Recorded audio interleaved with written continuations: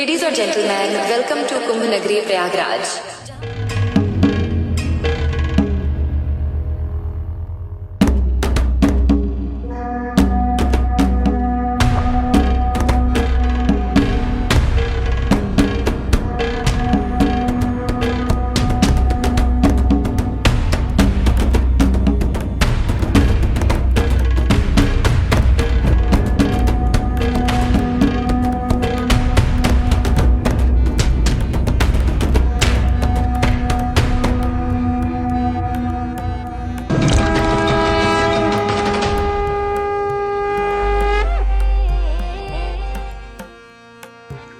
तेरह जनवरी 2025 महाकुंभ का पहला दिन, मतलब ये माघ पूर्णिमा पर लाखों की संख्या में भक्तों ने संगम में डुबकी लगाई। क्या भारतीय, क्या विदेशी, और क्या साधु और क्या संत। एक दिन पहले यूपी के जो सीएम हैं योगी आदित्यनाथ जी, वो पूरे प्रयागराज का उन्होंने इंस्पेक्शन किया एज अ चीफ मिनिस्टर, और उसके बाद जैसे ही वो नाथ संप्रदाय के सेक्टर में गए, वहां बैठे उनसे बातचीत की तो लगा कि एक महंत आ गए।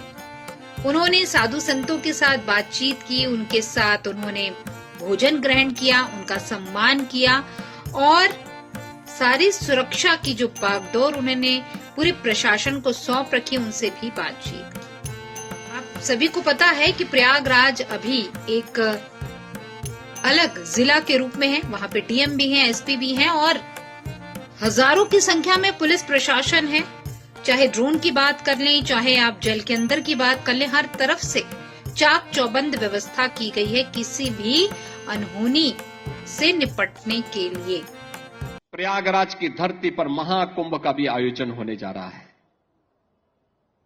और प्रयागराज में भी जैसी सुविधा अयोध्या धाम में है, ऐसी भव्य सुविधा प्रयागराज में भी सबको प्राप्त होने वाली है।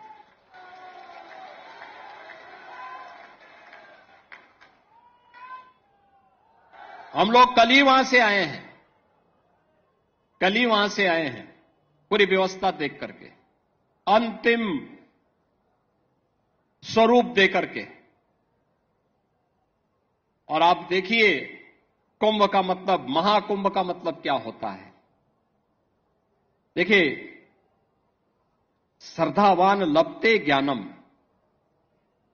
आपकी श्रद्धा है तो बुद्धि, ईश्वरीय शक्तियां अपने आप दे देती हैं, और वही आज आपको वहां पर प्रयागराज में देखने को मिल रहा होगा। प्रयागराज में जिस रूप में एक बार फिर से महाकुंभ का आयोजन, जिस भव्यता के साथ, जिस दिव्यता के साथ, आस्था और आधुनिकता के संगम के रूप में प्रयागराज की धरती में देखने को मिल रहा है, मैं आप सबसे भी कहूंगा, एक बार जाकर के, त्रिवेणी में जाकर के, संगम में जाकर के एक बार जरूर देखिएगा व्यवस्था कैसे होनी चाहिए, कैसे सिस्टम अपने आप पूरी व्यवस्था को आगे बढ़ाता है, और सनातन धर्म का गौरव कैसे आगे बढ़ेगा। इन सब का एक मूर्त रूप आपको वहां पर भी देखने को मिलेगा।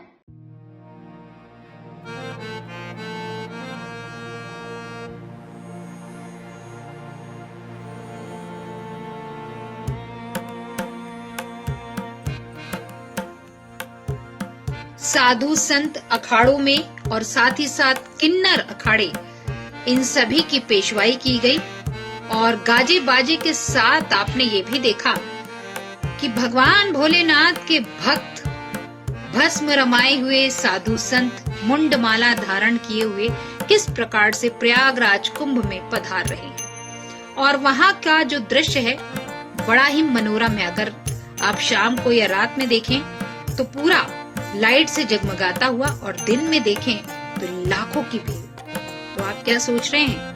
अगर अभी तक आपने प्लान नहीं किया है तो जल्दी जल्दी प्लान कर लीजिए।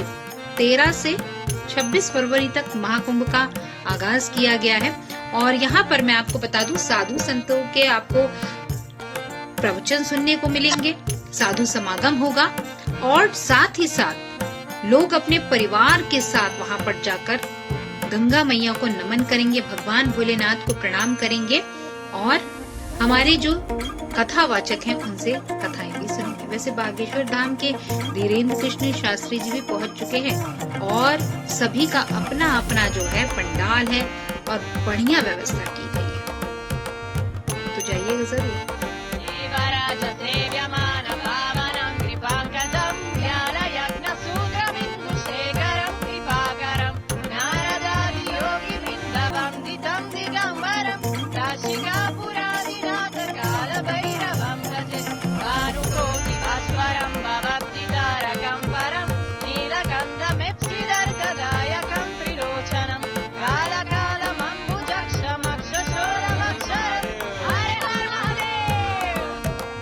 कुंभ में आपने ये देखा कि संगम में डुबकी न सिर्फ भारतीय बल्कि विदेशी भी लगा रहे हैं और विदेशी महिलाएं, विदेशी साधु संत जो हैं वो बकायदा डुबकी लगाकर संस्कृत में जब मंत्रों का उच्चारण करते हैं तो दिल को बड़ा सुकून लगता है और अपनी सनातनी परंपरा पर गर्व महसूस होता है और लगता है कि देखिए आज 7 समुंदर पार से ये सभी आए हैं सनातन के रंग में रंगने और कुंभ में डुबकी लगाने।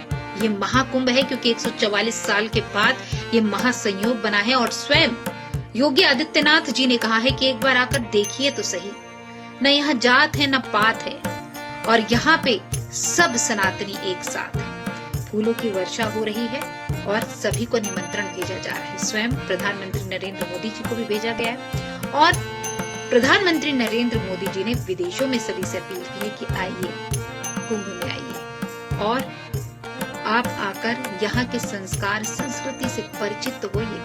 छोटे से साधु भी दिखेंगे और हाथ उठाए महाराज जी भी दिखेंगे और साथ ही साथ बहुत सारी रुद्राक्ष की माला को सिर पर धारण किए हुए साधु संत भी दिखेंगे। तो आपको ऐसे साधु संत भी दिखेंगे जो 1-2 नहीं बल्कि 32 साल से नहीं नहाए हैं क्योंकि उन्होंने अपनी एक मन्नत मान रखी है। समझिए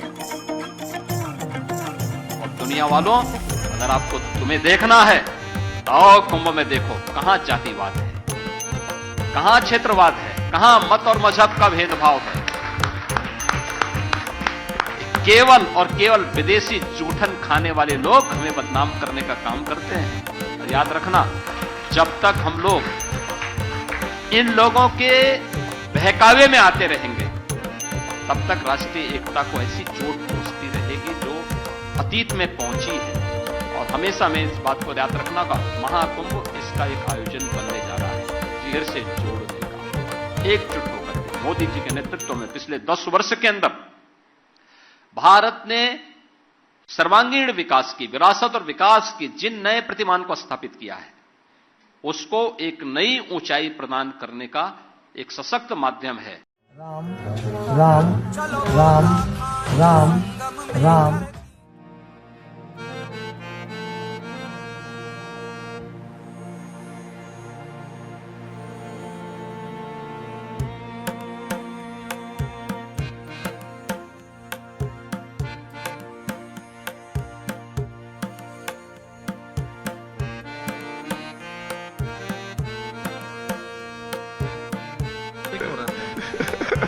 क्या करें, दुनिया में कभी भी अंत हो सकता है यार।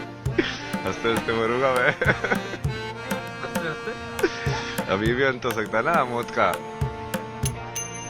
अभी नहीं हंसे तो फिर एक दूसरे यार मैं तो बिजी था, भगवान ने रुको टाइम को रोको मौत को। अभी तो इस मोमेंट में भी रहेंगे, शांत भी हो सकते हैं, जरूरी नहीं हंसना, पर वो सही है हंसना, वो ब्लिसफुल स्टेट होता है ना, नेचुरल। बहुत अच्छे तरीके से आप बात कर रहे हैं, हमें लग रहा है कि आप पढ़े लिखे बहुत हैं। हाँ, आईटी बॉम्बे से पढ़ा हुआ है जी। आईटी बॉम्बे से एरोस्पेस इंजीनियरिंग किया ना मैंने। आईआईटी मुंबई से? हाँ। Aerospace engineering. हाँ। तो इस अवस्था में कैसे प्राप्त हुए? ये अवस्था तो सबसे बेस्ट अवस्था है। ज्ञान के पीछे चलते जाते। हमारी हाइट 3 फीट 8 इंच, हमारी उम्र 57 इयर्स। हम खुश हैं और ये गंगा तट तो बहुत ही अच्छा है, बस हम खुश हैं। तुम लोग आ गए तो इसमें भी हम खुश हैं। हम सबको नहाने के लिए बोलते हैं। आप हम नहाते नहीं। कब से नहीं नहाया? 32 साल। तो ऐसा क्यों हमारा हमारे मन में एक संकल्प है, इसीलिए हम नहाते नहीं। जब हम नहाएंगे छिपना में। एप्पल के को फाउंडर स्टीव जॉब्स की पत्नी लॉरेन पॉवेल जॉब्स जो हैं वो प्रयागराज पहुंची हैं और सुनने में आ रहा है कि वो साध्वी वेश में ही रहेंगी क्योंकि उन्होंने दीक्षा ली है, गुरु दीक्षा। और साथ ही साथ हम आपको बता दें कि उनका नामकरण भी हुआ है कमला, और यहाँ वो कल्पवास पे रहेंगी और 29 जनवरी तक यहाँ पर रहेंगी, ध्यान करेंगी, जप करेंगी और साथ ही साथ ब्रह्मचर्य का पालन करेंगी। ये दर्शाता है कि सनातन परंपरा आज पूरे विश्व में किस प्रकार से अपना महिमा का गान कर रही है और लोग सनातन परंपरा में रम रहे हैं। प्रयागराज में जब आप जाएंगे तो देखेंगे कि विदेशी पर्यटक, विदेशी साधु संत और विदेशी लोग किस प्रकार से भगवा धारण करके भगवामय हो रहे हैं और सनातन परंपरा को एक्सेप्ट कर रहे हैं। सनातनी परंपरा में रमे बसे दिखेंगे आपको। आप ही का भोजन ग्रहण करेंगे और आज सनातन इस प्रकार से उनके सर पर चढ़कर बोल रहा है कि वो नॉनवेज छोड़कर शाकाहारी हो गए हैं। तो ये हमारी सनातनी परंपरा का ही कमाल है। इस पर आप क्या कहते हैं, कमेंट जरूर कीजिएगा। महाकुंभ प्रयाग में जाने वाले जो यूट्यूबर हैं वो थोड़ा संभल कर जाएं और स्पेशली साधु संतों से वार्तालाप करने के पहले 10 बार सोचें, क्योंकि कई बार आपके सवाल से वो क्रोधित हो उठते हैं। कोई चिमटे से धुनाई कर रहा है तो कोई झाड़ू से धुनाई कर रहा है। इसलिए ऐसे सवाल ना करें जिससे उनको क्रोध आए। आप यूट्यूबर हैं, बहुत अच्छी बात है, लेकिन साधु संतों से वार्तालाप करने से पहले सोच समझ कर बातचीत करें ताकि वो क्रोधित ना हो और आपके सवाल का जवाब वो सहृदय दे पाए। ऐसा ना हो कि आपके पूछे गए सवाल से उन्हें समस्या हो, उन्हें क्रोध आए और वो चिंता लेकर आपको दौड़ा दे। इसलिए सावधानी बरतें। और हाँ, यूट्यूबर हैं तो आप अपने नियम जरूर देखें। कोड ऑफ कंडक्ट हर किसी के लिए रहता है, चाहे मेन स्ट्रीम मीडिया हो, सोशल मीडिया हो, आप यूट्यूबर हो, इन्फ्लुएंसर हो या कोई। किसी से भी ऐसे सवाल ना पूछें जो उनके लिए प्रॉब्लम क्रिएट करता हो। इस पर आप क्या कहते हैं, कमेंट जरूर कीजिएगा। प्रयागराज के डीएम भी बड़े फ्रेंडली हैं, पब्लिक के साथ बड़े अच्छे से बातचीत कर रहे हैं और बोल रहे हैं कि भैया हम भी यहीं पर हैं और सबसे बातचीत करके पूछ रहे हैं कि सब बढ़िया है। लोग पैदल, लोग गाड़ी से, जैसी जिसकी व्यवस्था उस अकॉर्डिंग आ रहे हैं और वहाँ पर जो टेंट है एकदम जिसको कहते हैं कि हाई प्रोफाइल भी है और आपके बजट में भी है और वहाँ पर रैन बसेरा भी है और साथ में भोजन की व्यवस्था जो है वो आपको अलग अलग अखाड़ों के साधु संतों के द्वारा जो भंडारा किया जा रहा है उससे भी है। और इसके अलावा जो है प्रयागराज में आपने ये भी देखा कि वहाँ पर 9 रुपए की थाली भी है। तो ये आपके ऊपर है, आप भोजन कहाँ ग्रहण करना चाहते हैं। लेकिन मैं आपको बता दूं कि 56 भोग टाइप का जो है वहाँ पर भंडारा वितरित किया जा रहा है। ठंड तो अच्छी खासी है ही, लेकिन जब आप जाएं तो ठंड का अपना इंतजाम करके जाएं। वैसे पूरे होटल्स, रेस्टोरेंट जो है फुल पाए जा रहे हैं, इसलिए अपनी व्यवस्था जाने से पहले जरूर करें क्योंकि कोहरा भी है और पानी ठंडा भी है। लेकिन कहते हैं कि जब आप भक्ति करते हैं तो ईश्वर आपको शक्ति जरूर देते हैं और ये ठंडा पानी भी आपको गर्म लगता है जब आप त्रिदेव का सुमिरन करके उसमें डुबकी लगाते हैं। और तीनों नदियों को आप जब नमन करते हैं तो वो जो पानी है ना वो अमृत सा लगता है। समझे आप? कुंभ में कौन कौन जाते हैं? देखिए, बड़ी सुंदर बात है बाबा की। बच्चा कुंभवा नहाने के लिए सिद्ध, साधक, देवी देवता, नाग, किन्नर, ऋषि, मुनि, वैष्णव, शैव, शाक्त, लिंगायत, भक्त, योगी, भोगी, रोगी, राजा, रंक, पुजारी, भिखारी, मदारी, भूत, प्रेत, गंधर्व, यक्ष, नाथ, अघोरी, यति, राक्षस, असुर, ग्रह नक्षत्र दृश्य अदृश्य समस्त शक्तियां यहाँ आती हैं। समझ रहे हैं ना? और सब अपने अपने इष्ट देवता का आराधना करते हैं। भूत पूजने वाला भी वहाँ मिलेगा आपको, मैंने देखा है। तो कुंभ में सभी ये थोड़ी सी जानकारी आप सभी के बीच में हम महाकुंभ की लेकर आए, लेकिन बहुत जल्द हम आपको महाकुंभ की शुरुआत कैसे हुई, किसने पहला स्नान किया और किस प्रकार से इसका महत्व है, इन सब के बारे में बताएंगे। और महाकुंभ का कह सकते हैं कि समुद्र में जो मंथन हुआ था और उस समय जब देवता और असुर साथ में थे, उसकी कहानी कुंभ से कैसे कोरिलेट होती है, इसके बारे में भी बताएंगे।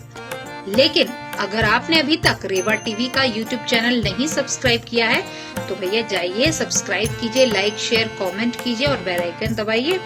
और कुंभ के बारे में बहुत सारी बातें हमारे चैनल पर फटाफट पाइए। तब तक के लिए नर्मदे हर, जय सिया राम और पार्वती पते हर हर महादेव की।